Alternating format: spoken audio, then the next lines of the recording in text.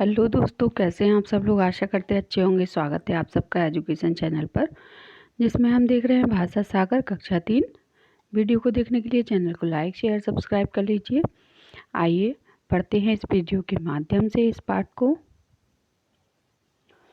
पाठ 14 बुद्धि की करामात। आइए जानते हैं इस पाठ के माध्यम से कि बुद्धि क्या होती है और कैसी करामात दिखाती है। तो देखिए, पहले जो ये ग्रीन कलर में हरे कलर में लिखा हुआ है वह इसका केंद्रीय भाव है। इसको पढ़ते हैं। कुछ जीवों में शारीरिक बल अधिक होता है तो कुछ में बुद्धि का बल अधिक होता है। प्रायः देखा जाता है कि बुद्धिमान लोग सफल होते हैं। इस कहानी में भी इसी पर आधारित है। आइए इसे पढ़कर बुद्धि के महत्व को समझें। तो कहानी है, बहुत पुरानी बात है। एक चीते ने अपनी काली खाल, भयंकर आंखों और तेज दांतों के कारण जंगल में आतंक फैला रखा था। वह जानवरों को मार डालता था और खा जाता था। उसे देखते ही जानवर भाग खड़े होते थे। एक दिन चीते ने देखा कि पहाड़ की तलहटी के पास खेत में एक भैंसा बड़ी शांति से लगातार हल खींच रहा है।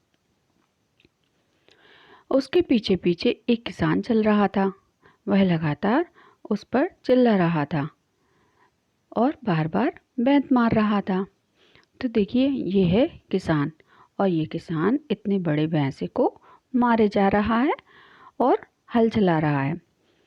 तो यहाँ चीता क्या सोचता है कि भैंस जो है इतनी बड़ी और किसान इतना छोटा, फिर भी वह भैंस को मार मार के उससे काम करा रहा है।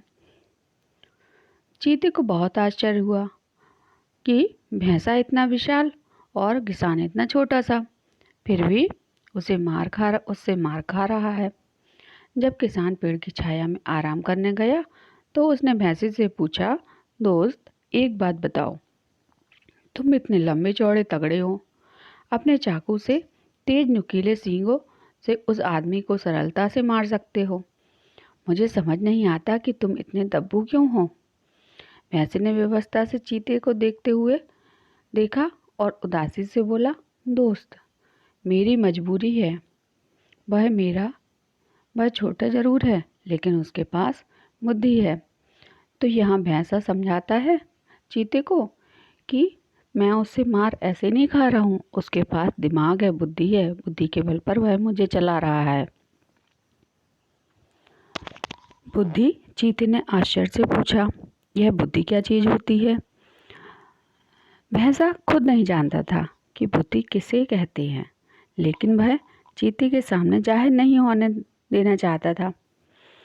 इसलिए उसने कहा, अच्छा होगा यदि तुम खुद जाकर आदमी से पूछो। चीता किसान के पास पहुंचा और पूछा, क्या यह सच है कि तुम्हारे पास बुद्धि है? हाँ, यह सच है, किसान ने कहा। तो किसान ने भी चीते के बात में हाँ कर दी। उसने भी कहा कि हाँ, बुद्धि तो होती है। चीता आश्चर्यचकित। अब चीते को तो दिमाग में बस क्या था कि बुद्धि कैसी होती है, मुझे भी देखनी है बुद्धि। चीता ने फिर पूछा, अच्छा यह दिखने में कैसी होती है, क्या तुम मुझे दिखा सकते हो? काश कि मैं बुद्धि दिखा पाता। मुझे खेत में गिर जाने का डर था, इसलिए आज सुबह मैं उसे घर छोड़कर आया। किसान ने विनम्रता से जवाब दिया। तो किसान ने कहा, मैं तो बुद्धि को घर पर ही रखा है, मैं तुम्हें कैसे दिखाऊं? क्या तुम घर जाकर उसे ले आओगे? मैं सचमुच जानना चाहता हूँ कि बुद्धि कैसी होती है। चीते ने आग्रह किया। अब चीते ने कहा कि मुझे दिखा दो ना, कैसे भी करके दिखा दो कि बुद्धि होती कैसी है। ठीक है, मैं ले आता हूँ। यह कहकर किसान कुछ कदम आगे बढ़ा, फिर रुक गया और वापस आकर बोला, नहीं, मैं नहीं जा सकता। मेरे ना रहने पर तुम मेरे भैंसे को मार दोगे। चीते ने विश्वासपूर्वक कहा, मैं कसम खाता हूँ कि मैं ऐसा नहीं करूँगा। वैसे आज नाश्ते में हिरण खाने से मेरा पेट भरा हुआ है, तुम्हें डरने की ज़रूरत नहीं है। तो किसान को विश्वास नहीं था कि चीता भैंसे को छोड़ देगा। उसने चीते से कहा कि मेरे जाने पर तुम मेरे भैंसे को मार डालोगे और खा जाओगे। तो चीते ने कहा मेरा तो पेट भरा हुआ है, मैं हिरण को खा के आया हूँ अभी, मैं तुम्हारे भैंसे को नहीं खाऊंगा, मैं तुम्हें विश्वास दिलाता हूँ। किसान ने कहा मुझे विश्वास नहीं है। किसान ने एक क्षण को सोचकर फिर बोला ठीक है, लेकिन मैं तुम्हें इस पेड़ से बांध कर जाऊंगा। इससे मुझे डर नहीं रहेगा कि तुम भैंसे को मारकर खा लोगे। चीता बुद्धि को देखने के लिए उतावला हो रहा था, इसलिए उसने किसान की बात मान ली। तो देखिए यहाँ देखिए, ये किसान जो है चीते को पेड़ से बांध रहा है और भैंसा खड़ा खड़ा देख रहा है। अब वह बांधकर फिर दिखाएगा कि बुद्धि कैसी होती है। चीता तो उतावला है कि उसे बुद्धि देखने मिल जाए।